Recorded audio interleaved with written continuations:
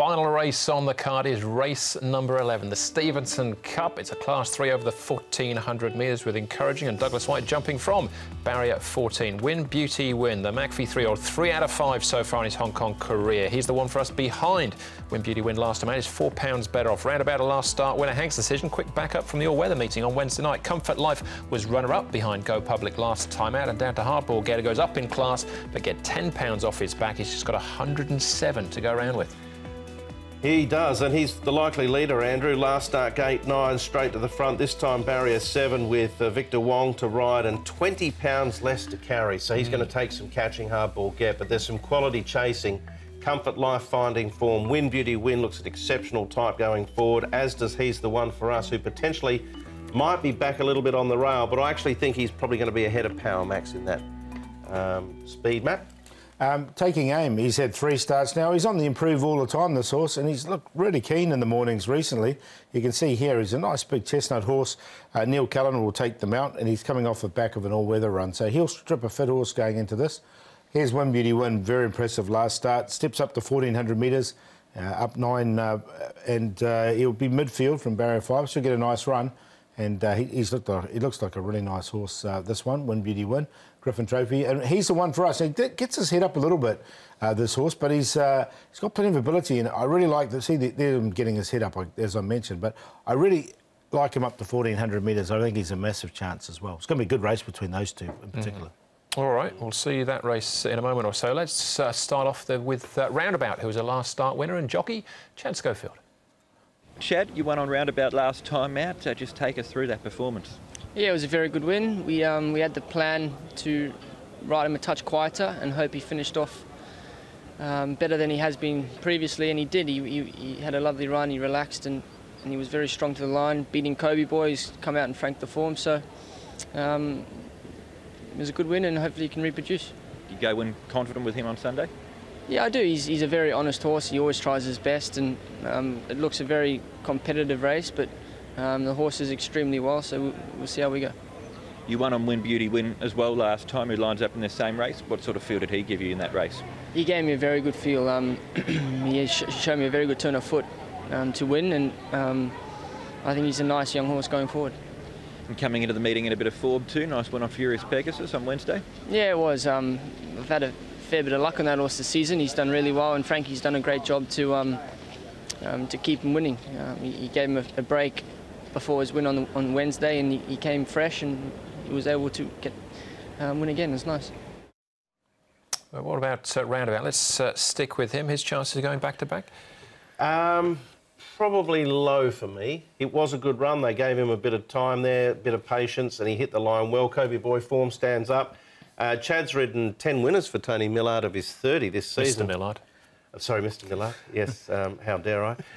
But they've got a good record, as he did with Frankie Law. I'd be tipping against him to win Roundabout. I think that was probably his race, but he's in good form. He is in good form, and he hasn't put 2 together before, so that just worries me a little bit. But he won nicely enough there, and Kobe Boy has franked it, as you mentioned. All right, more winning form to look at here. Go Public was a last start winner. Comfort Life in behind, as was Encouraging. I'm going to sneak these both in on minor lines, these 2 horses, because I think it's not a bad form race, this one.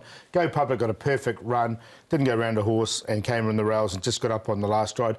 I thought Comfort Life had really improved coming to this race, and I quite liked him this particular day, and he just got beaten the bob of the head, so I don't want to desert him either.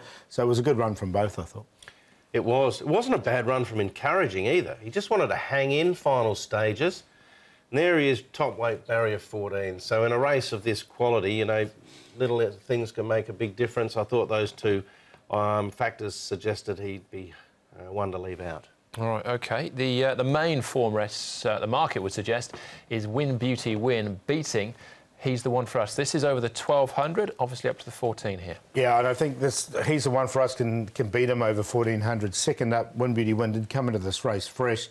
He does get his head up, so he does run ungenerously. He has led in his races in New Zealand before, over 1,400 metres, so it'll be interesting the tactics. But these 2, it looks like the Quinella of the millennium, doesn't it? The way these 2, it was a good form race, this one. Yeah. It never works out like that, as we know, but they were clearly better than anything else this day. They were, and I'm not against you with the Quinella of the millennium there, Paul, but I will take you on with the Win Beauty Win, He's the One for Us scenario. I just think Win Beauty Win looks so professional there.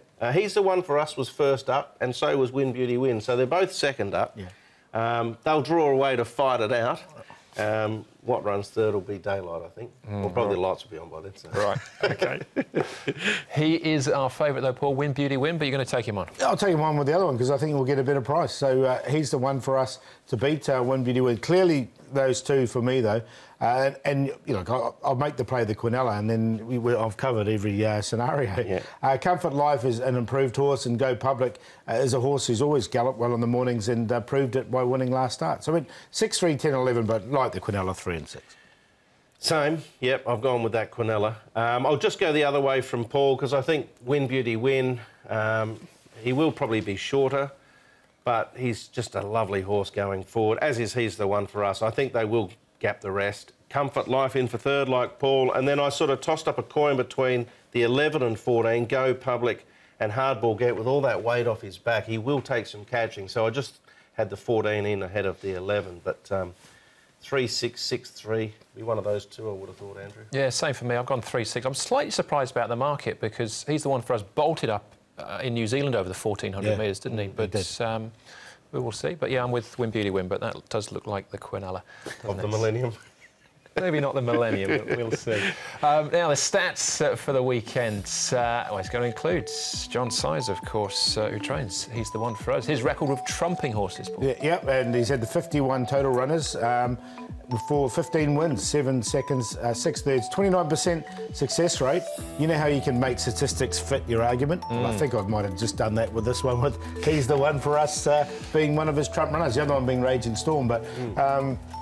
yeah, there you go. The stats worked well with Frankie Laura on midweek, so let's hopefully they work well with his previous master, John Sysom. All right, we'll keep rolling then. Straight into the best bets, Paul, which is? I'm going to go with Little Bird. I like Little Bird. I think from barrier 1, and Umberto Rispoli will pounce him out and catch me if he can. He'll fly away with it. Little Bird on top to beat to win that the long shot to beat Benito in a different race. Benito has a long taking a chance with him because he hasn't raced all season, but he's dropped 8 points. He's going to be 30 to 40 to 1, and he's very fit horse going to this contest. So Benito for me as the long shot. The play of the day, we'll go back to Little Bird's race. We'll throw in Have Fun Together with the blinkers on, and Super 18 with a big claim. 248. There's quite a few I like on the day, actually. I like Little Bird. I like Lucky Hero. Andrew's going to make a case for him in a moment. I'll go with Fire and Gold, but I'm not against a few others as well, even Vara Pearl. I think there's plenty of good bets on the program there on the 11 race card. 6-5, it's a good race, but he's a nice horse heading forward. And 5-3 in Little Bird's race. They'll struggle to beat Little Bird, but he might run a race at a big price on debut. Keep going. Good advice. Generally. And my QQP 125 in race 6, my winner, Empire of Patch, Fire and Gold. But it's a good competitive day's racing. It certainly is as well. I'm going to side with Lucky Hero, race number 10, second last. Has been beaten favourite in his last 2 starts, granted, but hasn't had a great deal of luck either. From barrier 3, hopefully things should fall his way. So race 10, number 3, Lucky Hero, Danny Sherman, Zach Purton. As far as the long shot is concerned, Dragon Warrior, Keith Young could have a good afternoon. It should be a 20 to 1 plus, I think. Dragon Warrior drops in class. A recent trial led on the all-weather. Barrier 2, I think he'd be a little bit more prominent than he has been on his last few starts. Race 3, number 2, Dragon Warrior. And as far as the play is concerned, we'll go with Lucky Hero, So Fast and Falcon Turbo. Should be decent prices, I think. So at 3, 7 and 9 as far as the QQP is concerned in race number 10. All right, that just about wraps things up. The Queen Mother, though, looking forward to that small field, but it's a good one, I think. It is, yeah. It could be potentially a little bit of a tactical battle. Can often be the case in those sort of long-distance races with small fields, so every chance of that unfolding. But, you know, no doubt Eagle Way's jockey will be well aware of that potentially happening, and he'll just have to sit in. We know his pattern, just to sit there, be quiet early, and hopefully let the race unfold around him. And what this will give us, Paul, is quite a nice lead-in as well to the Champions and Chater Cup, which comes up at the end of the month, which, of course, Group 1, again, over the 2,400. Though. Yeah, that's good. Pakistan Star, he's going to be aimed for that as well, the Enigma Pakistan Star. So it'll be interesting, as you say, if you know, Eagle Way does win it or someone else comes through and win it, then...